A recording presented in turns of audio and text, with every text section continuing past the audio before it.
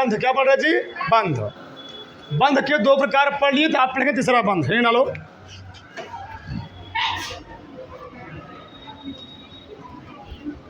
उपसंयोजी बंध।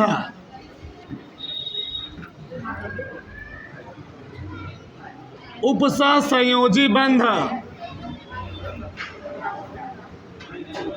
कोऑर्डिनेट, बोलो मतलब, कोऑर्डिनेट बॉन्ड।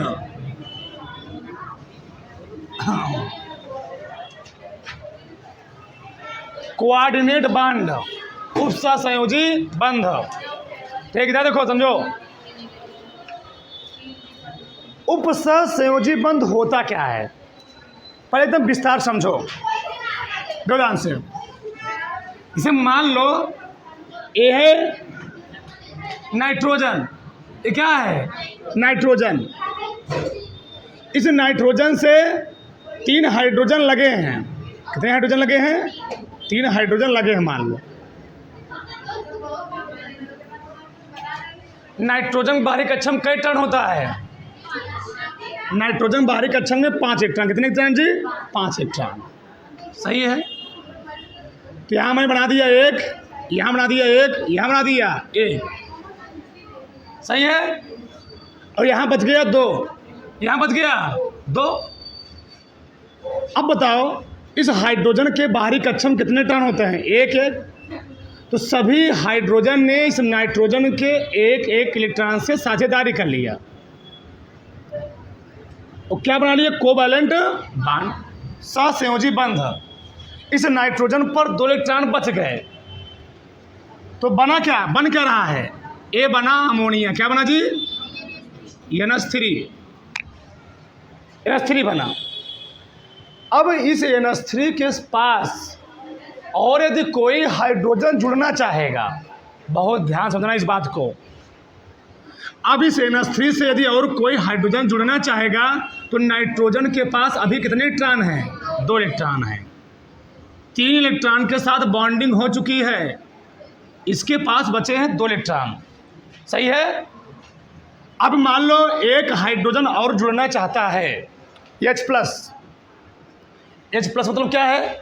इस हाइड्रोजन के पास 1 इलेक्ट्रॉन थे, वो अपना 1 इलेक्ट्रॉन किसी को दे दिया है। जब एक अब क्या चुका है?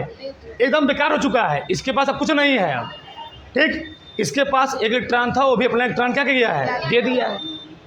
अब बताओ इस इलेक्ट्रॉन के पास कोई इलेक्ट्रॉन नहीं है, तभी अपना स्टक पूरा करना चाहता है। अपने कक्षक में 2 इलेक्ट्रॉन अपवाद होता ना, तभी अपने कक्षक में 2 इलेक्ट्रॉन करना चाहता है। बताओ तो साझेदारी, अब बताओ साझेदारी तो करेगा नहीं। साझेदारी में क्या होता है? अगर नाइट्रोजन 2 इलेक्ट्रॉन देगा तो हाइड्रोजन कितने इलेक्ट्रॉन देंगे? लेकिन हाइड्रोजन के पास क्या 2 इलेक्ट्रॉन है, तो साझेदारी वाली कंडीशन खत्म। साझेदारी में क्या होता है जी? अगर 2 इलेक्ट्रॉन तुम दोगे, 2 इलेक्ट्रॉन हम, तो ये वाला पार्ट खत्म हो गया। कौन सा? स्थानांतरण वाला। आयनिक बंध। आयनिक बंध क्या होता है कि साझे इलेक्ट्रॉन को किसी के द्वारा दिया जाता है। मान लो अगर नाइट्रोजन ने अपने 2 इलेक्ट्रॉन को किसको दे दिए? हाइड्रोजन को। अगर नाइट्रोजन अपना 2 इलेक्ट्रॉन हाइड्रोजन को दे देगा तो हाइड्रोजन का बंध तो पूरा हो जाएगा, इसके कक्षक में 2 इलेक्ट्रॉन हो जाएंगे। लेकिन नाइट्रोजन कक्षक में कितने इलेक्ट्रॉन हो जाएंगे? 6 इलेक्ट्रॉन। भैया एक बंध में कई इलेक्ट्रॉन? 2 इलेक्ट्रॉन। तो 2 2 4 2। अगर नाइट्रोजन ने बाई चांस अपना 2 इलेक्ट्रॉन किसको दे दिया? हाइड्रोजन को, तो हाइड्रोजन का तो पूरा हुआ, लेकिन नाइट्रोजन अब क्या हो गया?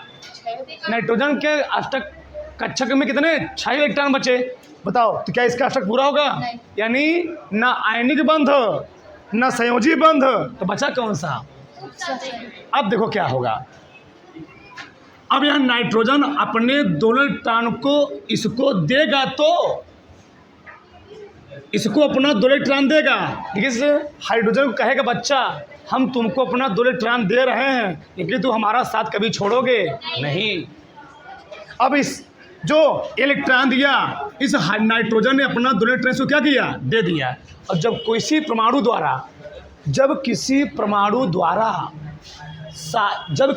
एक ही परमाणु द्वारा साझे का इलेक्ट्रॉन युग्म दिया जाता है, इसे हम लोग कहते क्या है? उपसंयोजी बंध। उपसंयोजी बंध क्या होता है? ऐसा बंध जिसमें साझे का इलेक्ट्रॉन युग्म केवल एक परमाणु द्वारा क्या किया है, दिया जाता है। इस प्रकार जो बंध बनता है उसे उपसहसंयोजी बंध कहते हैं। मतलब उपसहसंयोजी बंध में किसी एक परमाणु द्वारा क्या किया जाएगा, साझे का इलेक्ट्रॉन दिया जाएगा, दूसरा वाला नहीं देगा, और साझे इलेक्ट्रॉन दे करके ये बॉन्ड बनाएगा और ये बन जाएगा NH4। क्या बन जाएगा जी, ये होता है NH4 अमोनिया। ये क्या है, ये अमोनिया है, ये अमोनियम है NH4। ठीक, अब माल आगे जाने दो उसको, हो गया अमोनियम आयन बन जाएगा, बात समझ में आया। और मान लो इसके साथ क्लोरीन जोड़ दिए तो बन जाएगा नौसादर। क्या बन जाएगा, नौसादर, वो अलग मैटर है। अब समझो इधर होता क्या है, उपसहसंयोजी बंध। पहले परिभाषा लिखो हमारे साथ, देखो ऐसा बंध, लिखो उसमें एक मिनट लिख लिए। जब बंध बनाते समय, लिखो से, जब बंध बनाते समय, जब बंध बनाते समय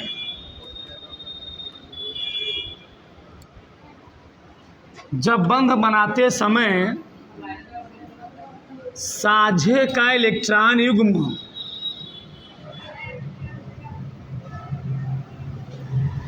जब बंध बनाते समय साझे का इलेक्ट्रॉन युग्म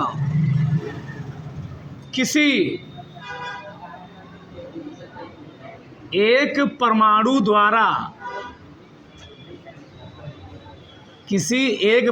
द्वारा दिया जाता है, तो जब बंध बनाते समय साझे के इलेक्ट्रॉन युग्म किसी एक परमाणु द्वारा दिया जाता है, तो इस प्रकार बने बंध को, इस प्रकार बने बंध को उपसहसंयोजी बंध,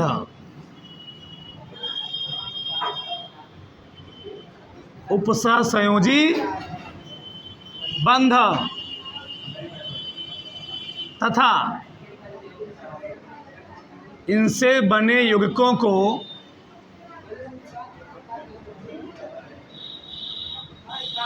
इनसे बने यौगिकों को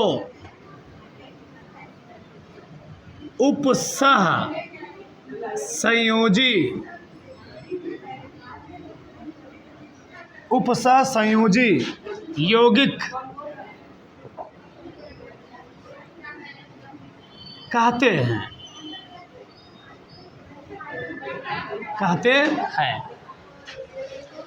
देखो ध्यान से समझो, दो साइंटिस्ट और थे, एक थे लॉरी और एक सिडविक। लॉरी और सिडविक ने कहा जो उपसहसंयोजी बंध होता है यह एक विशेष प्रकार का सहसंयोजी बंध होता है जिसमें साझे के इलेक्ट्रॉन युग्म केवल एक ही परमाणु द्वारा क्या किया है, दिया जाता है। इसको लिख लो, अथवा करके लिख लो, अथवा। लॉरी और सिडविक के अनुसार, लॉरी और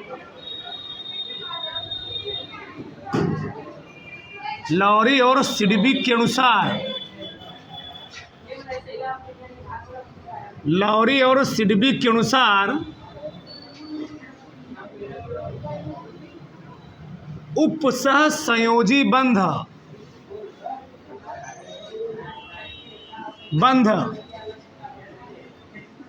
एक विशेष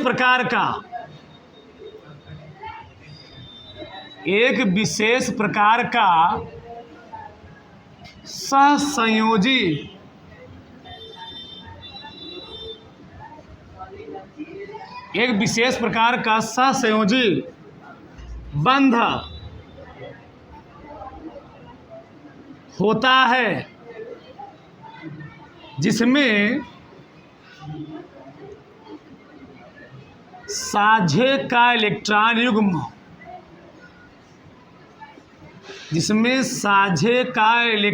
युग्म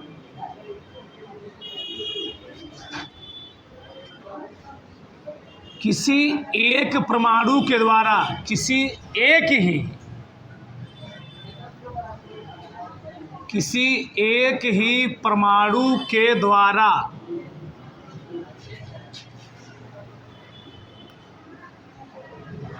दिया जाता है,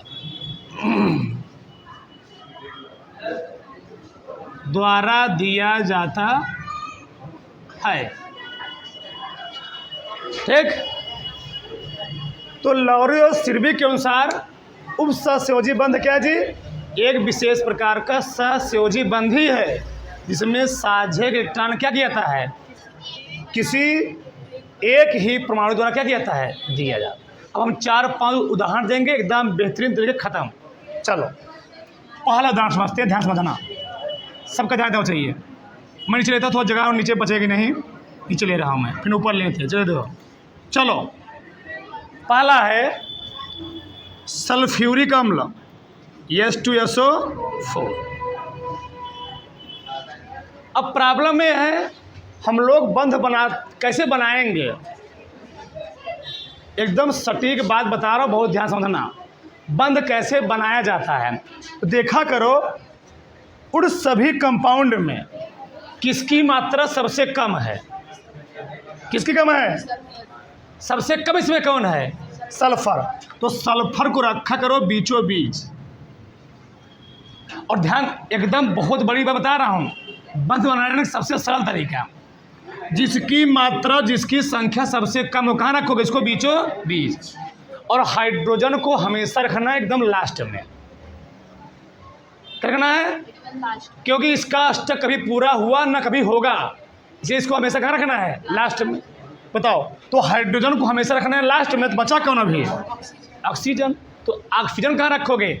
4 किनारे हुए, 1 2 3, तो 4 किनारों क्या करोगे? एक एक ऑक्सीजन फंसा दो। एकदम सटीक बात बता रहा हूँ। ठीक, यहाँ पर लगा दो एक ऑक्सीजन, यहाँ लगा दो एक ऑक्सीजन, यहाँ लगा दिए एक ऑक्सीजन, यहाँ लगा दिए एक ऑक्सीजन। बताओ क्या हाइड्रोजन बचे? अब 2 हाइड्रोजन को तुम्हारा मन के चाहे यहाँ लगा दो, चाहे यहाँ, चाहे ऐसे लगा दो। ये अच्छा लगता है, ऐसे लगा दो, ऐसा लगा दिया। बताओ समझ में आई बात? फिर से, जिसकी संख्या सबसे कम हो कहाँ रखो? बीच में। हाइड्रोजन को सबको अरेंजमेंट करने के बाद रखना है, बस ऐसा समझ लो। हाइड्रोजन को सबको अरेंजमेंट करने के बाद रखना है। अब दिखाते कैसे अष्टक पूरा होगा, देखो ध्यान से, एक एक बात ध्यान समझना। चलो, हाइड्रोजन के बाहरी कक्षक में कई इलेक्ट्रॉन? 1। इसके बाहरी कक्षक में 1। इसको बंध बनाने के लिए और कितने इलेक्ट्रॉन चाहिए? 1। तो यहाँ लगा दो ऑक्सीजन का 1 इलेक्ट्रॉन, यहाँ लगा दो ऑक्सीजन का 1 इलेक्ट्रॉन, यहाँ चिपका दो ऑक्सीजन का 1 इलेक्ट्रॉन, यहाँ भी चिपका दो ऑक्सीजन का 1 इलेक्ट्रॉन। और तो ऑक्सीजन के बाहरी कक्षक में कई इलेक्ट्रॉन होते हैं? अच्छा, एक छुली चुके हो। अब बताओ, इस सल्फर को ना, अब बताओ हो गया यहाँ पर। अब देखो, सल्फर को बंध बनाना है तो यहाँ मैं लगा दिया 1 इलेक्ट्रॉन। कितने लगा दिया? 2 हो गए इसके, 2 2 4 2 6। सही है? ठीक, इसके भी 2 2 4, ठीक, 1 6, 2 2 4 4 1 5 1 6। इस ऑक्सीजन में बताओ सल्फर बाहरी कक्षक में कई इलेक्ट्रॉन? 6 इलेक्ट्रॉन। 2 यहाँ पर, 2 यहाँ पर, 6 ही होता है ना। तो मैं अलग से दिखा दिया, तुम गड़बड़ा जाओगे। 2 2 4 4 1 5 1। भैया 6 होता है ना कि ज़्यादा होता है? अब बताओ, इस हाइड्रोजन का पूरा, इस हाइड्रोजन का पूरा, इस ऑक्सीजन का भी पूरा हो चुका, देख लो। 2 2 4 2 6 2। इस ऑक्सीजन का भी पूरा हो चुका, देख लो। 2 2 4 2 6 2 8। सभी के बाहरी कक्षक में 8 इलेक्ट्रॉन होने चाहिए, न ज़्यादा ना कम। यही अष्टक रूल है। बताओ, अब अगर ये ऑक्सीजन बॉन्ड बनाएगा, इस सल्फर बॉन्ड बनाएगा ऑक्सीजन से, तो सोच रहे होगे सर जी हैं लिख दिए 2, हैं लिख दिए 2, हैं लिख दिए 2, तो ऐसे यहाँ भी लिखोगे 2 2 2। तो कई इलेक्ट्रॉन होंगे सब मित्रों? 4 4 4। ये बंद में आ गया ना, 4 4 4 8 दुई 10 दुई। गड़बड़ नहीं गड़बड़ है, गड़बड़ नहीं गड़बड़ है। बंध बनता है, ऐसी नहीं बात है, आगे सीखोगे। एक गड़बड़ है, मतलब ये गड़बड़ है। गड़बड़ मतलब ये जो ऑक्सीजन का मैं 2 इलेक्ट्रॉन यहाँ लिख रहा था, दोनों यहाँ लिखूंगा, और जिस 2 इलेक्ट्रॉन यहाँ लिख रहा था यहाँ लिखूंगा। सल्फर का तुम देखो स्टक क्या हो चुका है, सल्फर का स्टक पूरा हो चुका है, लेकिन इस दोनों ऑक्सीजनों का स्टक पूरा है। अगर ये दोनों इलेक्ट्रॉन यहाँ जाएंगे तो इसमें हो जाएंगे 12। गड़बड़। अब क्या करेगा सल्फर, वही बचा हुआ कौन सा, उपसहसंयोजी। अगर सल्फर अपना 2 इलेक्ट्रॉन दान भी कर देगा, 2 2 4 2, भैया इसको ही 2 दान करेगा, इसको ही 2 दान, 2 इसको दान किया, 2 इसको दान किया, 2 2, तभी गड़बड़। 2 2 दान किया तब गड़बड़। को बैलेंट बांड में तब गड़बड़। तो क्या होगा इसमें, इस सल्फर क्या करेगा, अपने दोनों इलेक्ट्रॉनों को ऊपर वाला ऑक्सीजन दिया, अपने दोनों इलेक्ट्रॉनों को दिया, तो कितने इलेक्ट्रॉन हो गए इसको, यानी ऐसे हो रहा है। दिखाओगे तो नहीं, बात सही नहीं है। तो सोचोगे हम ऐसे दिखा दिए, इसको ऐसे दिखाना सही से, ऐसे। क्यों, इसमें केवल कौन इलेक्ट्रॉन दे रहा है, केवल कौन इलेक्ट्रॉन दे रहा है, सल्फर। सल्फर सल्फर यहाँ पर केवल इलेक्ट्रॉन सल्फर के द्वारा जा रहे हैं, और इलेक्ट्रॉन नहीं, इलेक्ट्रॉन युग्म। युग्म मतलब पेयर, पेयर मीन्स जोड़ा। अब तो कैसे बांड बना, बांड कैसे बना, सल्फर था बीच में, ऑक्सीजन यहाँ पर, फिर ऑक्सीजन यहाँ पर, फिर ऑक्सीजन यहाँ पर, फिर ऑक्सीजन यहाँ पर, हाइड्रोजन यहाँ पर, यहाँ पर। बताओ इस हाइड्रोजन ऑक्सीजन के बीच में कितने इलेक्ट्रॉन फायदारी हुई है, एक एक इलेक्ट्रॉन की, तो सिंगल बांड बना। इस हाइड्रोजन ऑक्सीजन के बीच कितने इलेक्ट्रॉन फायदारी हुई है, एक एक, सिंगल बांड बना। इस सल्फर और ऑक्सीजन के बीच में कितने इलेक्ट्रॉन फायदारी हुई, एक एक, सिंगल बांड बना। इस ऑक्सीजन सल्फर के बीच में कितने इलेक्ट्रॉन फायदारी हुई, एक एक, सिंगल बांड बना। लेकिन यहाँ पर क्या सिंगल बांड बनेगा, यहाँ पर दिखा देगा ऐसे। और ध्यान रहे, उपसहसंयोजी बंध जहाँ बनता है उसके इलेक्ट्रॉन युग्म को तीर द्वारा दिखाते हैं। तीर का मतलब ही है कि सल्फर अपना इलेक्ट्रॉन युग्म किसको दे रहा है, ऑक्सीजन को। तो ए बन गया। तो किसी कोई प्रॉब्लम, किसी कोई दिक्कत, थोड़ा पूरा एक लिख लेना नोट में, थोड़ा पूरा। उपसहसंयोजी बंध को एक भी चीज छोड़ना मत।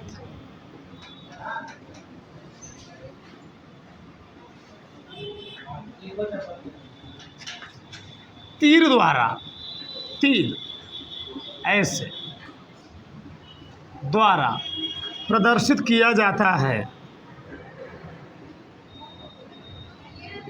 प्रदर्शित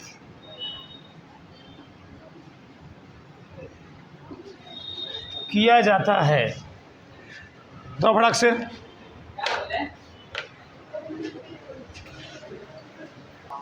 चलो आगे देखो,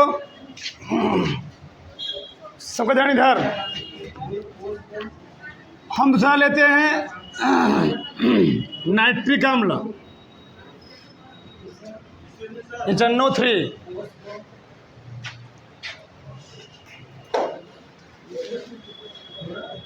चलो आगे देखो,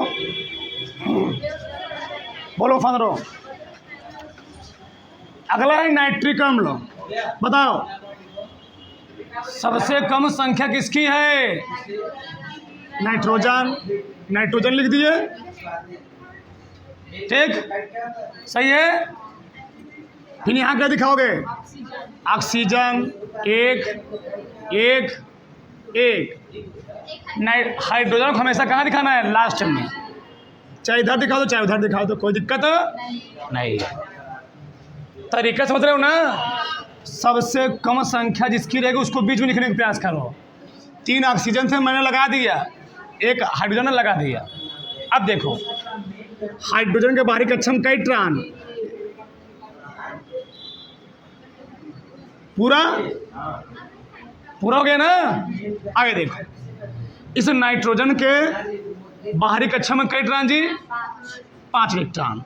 अब ध्यान समझना, इस ऑक्सीजन बाहरी कक्षा में कई इलेक्ट्रॉन? 6, एक यहाँ चला गया, 2 1 3 3 2 5 1, एकदम ध्यान समझना। बताओ इस ऑक्सीजन को स्टक करने के लिए कितने इलेक्ट्रॉन चाहिए? 2 हो चुका है यहाँ पर, 2 2 4 2 6 1, कितने और चाहिए? तो एक इलेक्ट्रॉन में नाइट्रोजन दिखा दिया। इसका पूरा नहीं पूरा हुआ। नाइट्रोजन के बाहरी कक्षक में 5 इलेक्ट्रॉन मैं एक दिखा चुका हूं, अभी कितने बचे हैं? 4 बचे हैं।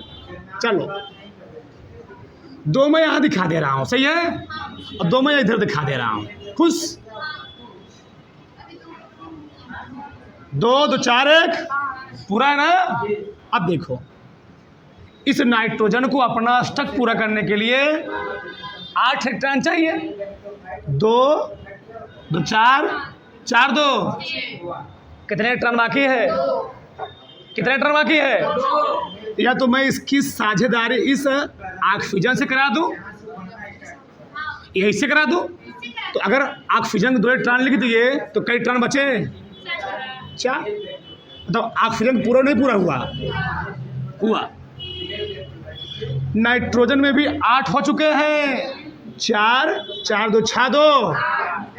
अब यदि तुम सोचो कि 2 यहाँ लिखूं, 2 यहाँ लिखूं, 2 यहाँ लिखूं, तो बच्चा कितना हो जाएगा?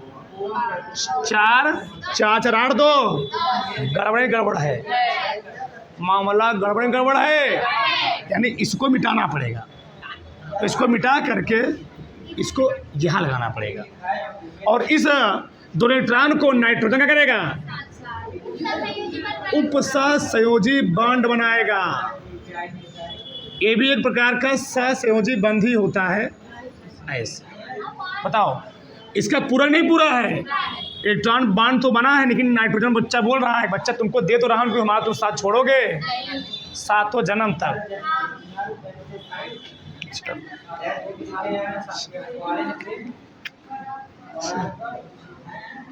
इसका पूरा क्या हो रहा था? बताओ क्या हो भैया? ये नाइट्रोजन था, ये ऑक्सीजन था, ये हाइड्रोजन था, ये ऑक्सीजन, ये नाइट्रोजनवा ने अपना 2 इलेक्ट्रॉन इसको दिया है। इसके भी डबल बॉन्ड बना है, इसके भी सिंगल बॉन्ड, इसके बीच बना होगा। जो सिग्मा बंध होता है वह एक ही परमाणु के कक्षकों के, भी समझाएंगे, एक ही परमाणु के कक्षकों के अक्ष पर बनता है, अध्यव्यापन से, अक्ष पर उनके अध्यव्यापन से बनेगा।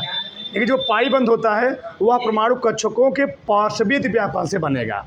अब ये क्या होता है ये भी जान लो। जैसे मान लो, कैसे तुम समझाएं, जैसे मान लो, अब तुमको मैं अपने ऊपर समझा रहा हूँ। मान लो देखो, मान लो अभी हमारी क्या शादी हो गई, शादी हो गई, तो शादी जब हो जाती है तो लोग देखते हो जब जयमाल होने वाला होता है तो लड़का लड़की क्या करते हैं, हाथ से बंद कर ली, मान लो अपने हाथ इसमें लगा ली और हम अपना इसमें, ये बंद बन गया। अब हो इधर खींचेंगे, इधर खींचेंगे, ये बॉन्ड टूटेगा? ये बॉन्ड नहीं टूटने वाला है। इसको हम लोग क्या बोलेंगे? इसको हम लोग बोलेंगे सिग्मा बॉन्ड। क्या बोलेंगे? Sigma bond. अब पता चला कि हम खड़े हैं, अब इंगेजमेंट में क्या होता है, बॉन्ड नहीं बना होता है, बस बगल बगल क्या होते हैं, हम यहाँ खड़े, वाइफ इधर खड़ी है। अब बॉन्ड चाहे जब टूट जाए, इंगेजमेंट हुआ, अभी बॉन्ड कब ब्रेक कर जाए कोई भरोसा? यानी इंगेजमेंट हुआ पाई बॉन्ड, इंगेजमेंट क्या हुआ? पाई बॉन्ड, और शादी वाला क्या हो गया? Sigma bond. अब समझ में आया? अच्छा, इससे मान लो चित्र तो बना नहीं पाएंगे, मान लो ये 2 मिला है,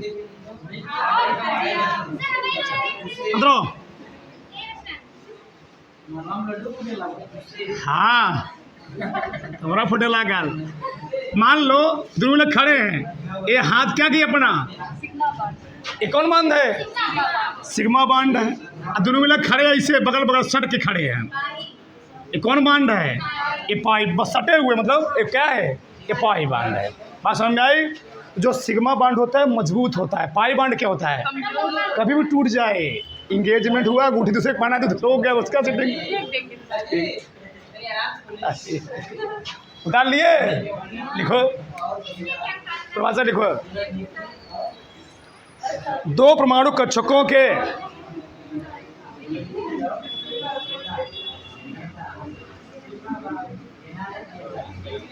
दो परमाणु कक्षकों के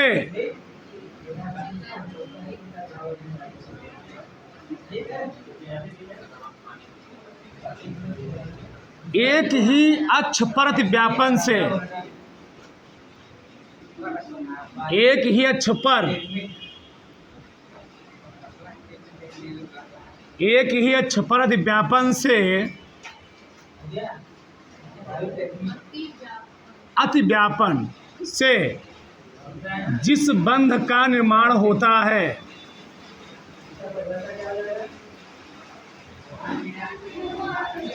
जिस बंध का निर्माण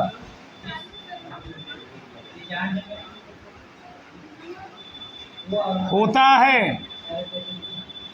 उसे सिग्मा बंध,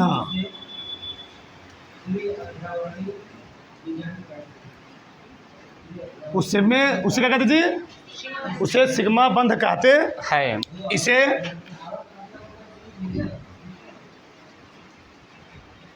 सिग्मा,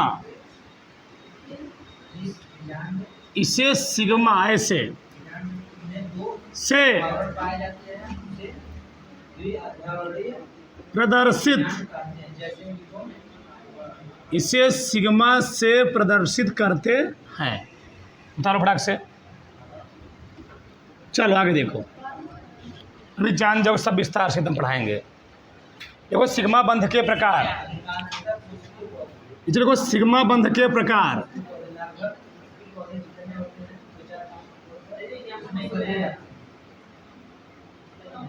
उसमें लिखो सिग्मा बंध 3 प्रकार के होते हैं। सिग्मा बंध 3 प्रकार के,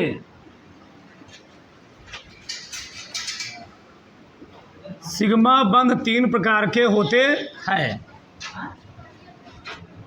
पहला ही डालना, पहला वाला यस यस सिग्मा बंध, यस यस सिग्मा बंध, ठीक। यस यस सिग्मा बंध, उसमें यस यस सिग्मा बंध।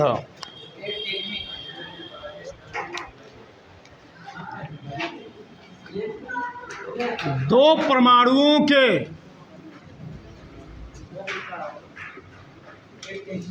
दो परमाणुओं के यस कक्षकों के, यस कक्षकों के एक ही अक्ष पर,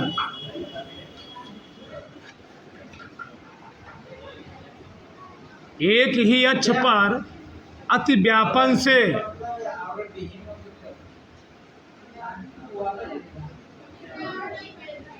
जिस बंध का निर्माण होता है,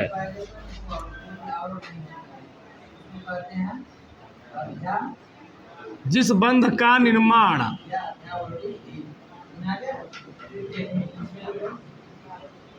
होता है उसे यस यस सिग्मा बंध,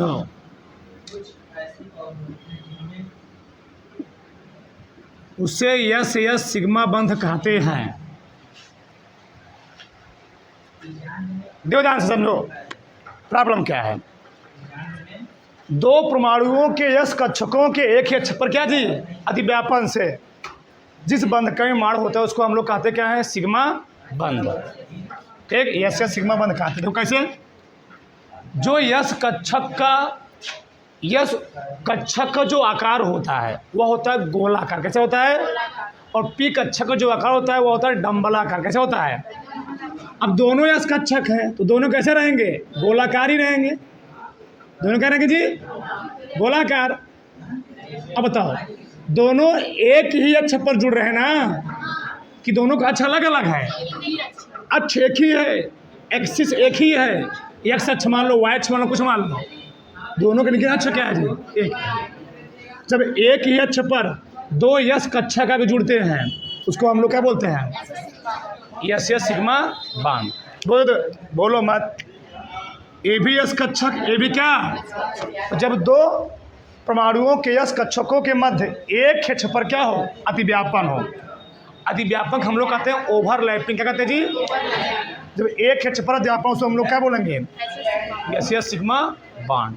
बनाओ चित्र को, दूसरा ये लिखना, दूसरा क्या डालो, एस पी या पी पी सिग्मा बंध, कुछ भी लिख लो, एस पी सिग्मा बंध,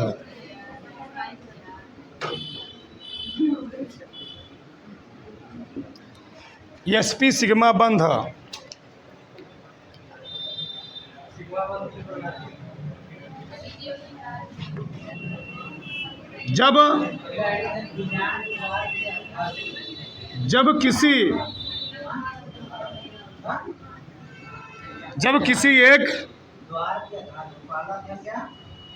जब किसी एक परमाणु का यस कक्षक, जब किसी एक परमाणु का यस कक्षक तथा दूसरे परमाणु का पी कक्षक एक ही अक्ष पर अतिव्यापन से, एक ही अक्ष पर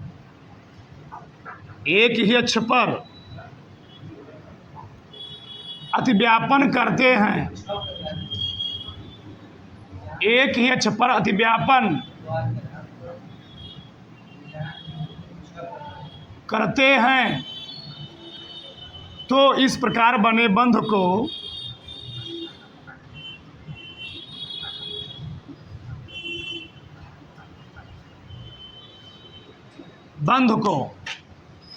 एसपी सिग्मा बंध कहते हैं। ठीक, देखो ऐसे। अब बताओ यश का आकार कैसा होता है, तुम बताओ। यश का आकार गोलाकार, और पी का कैसे होता है, डंबलाकार। ऐसे देखो इधर, ऐसे ऐसे। दोनों कहाँ अतिव्यापन किए जी, अक्ष दोनों का एक ही है, दोनों का अक्ष क्या है, एक है, एक ए है यश, ये क्या है, और दोनों क्या कर रहे हैं, एक ही अक्ष पर अतिव्यापन कर रहे हैं, जुड़ रहे हैं। इसको हम लोग क्या बोलेंगे जी, इसको हम लोग बोलेंगे एसपी सिग्मा बंध। बस में आई, थोड़ा फटाक से। तीसरा है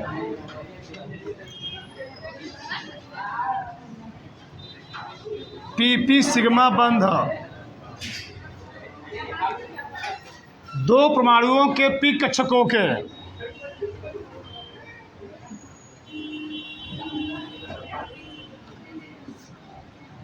दो परमाणुओं के पी कक्षकों के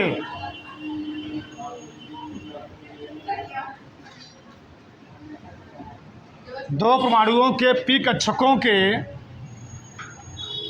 एक ही अक्ष पर अतिव्यापन से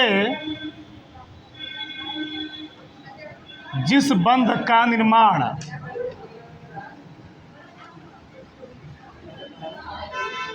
का निर्माण होता है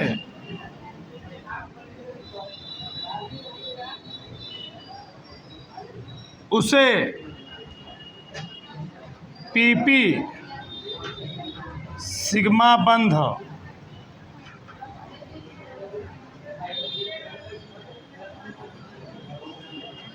कहते हैं। अब बताओ, दोनों पी है ना जी, और पी का आकार कैसा होता है, डंबलाकार। मैं इधर बना रहा हूँ, देखो इधर, चलो समझो। दोनों का आकार डंबलाकारी ऐसे। बताओ, दोनों अलग अलग अक्ष पर जुड़ रहे, एक ही अक्ष पर, एक ही अक्ष पर, ध्यान रहे।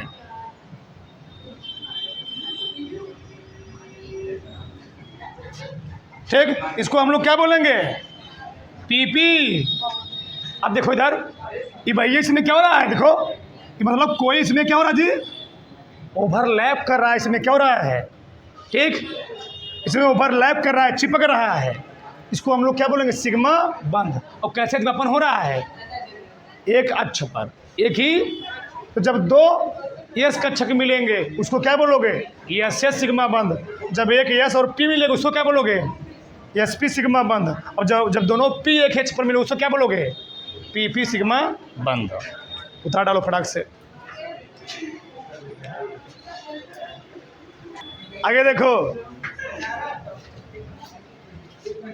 चलो दूसरा वाला पाई बंध चल नहीं रहा है, पाई बंधा दूसरा ही डालो। ठीक, चलो पाई बंध,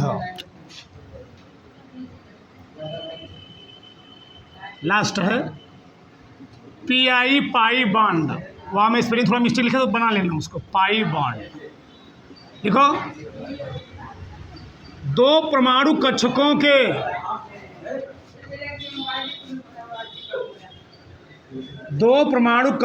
के पार्श्वीय व्यापन से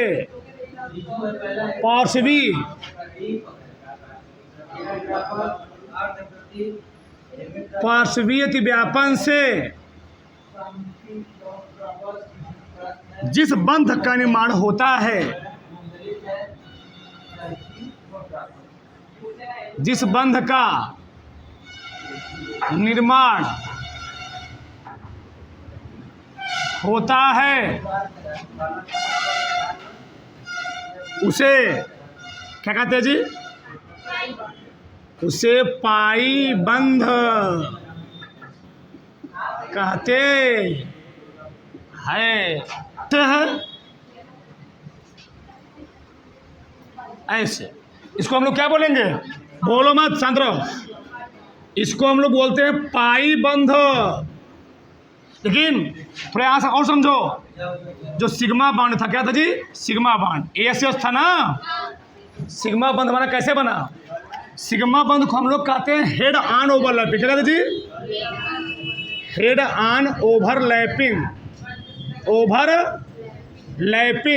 और पाई बंध को बोलते हैं साइड ऑन ओवरलैपिंग। इसमें साइड ऑन ओवरलैपिंग, तो पाई बंध कहाँ जुड़ता है, साइड से। कहाँ जुड़ता है जी, साइड से। इसलिए क्या होता है, कमजोर होता है। क्योंकि सिग्मा बंध क्या होता है, हेड से जुड़ता है, इसलिए क्या होता है, वो मजबूत। डाल बनाओ फटाक से।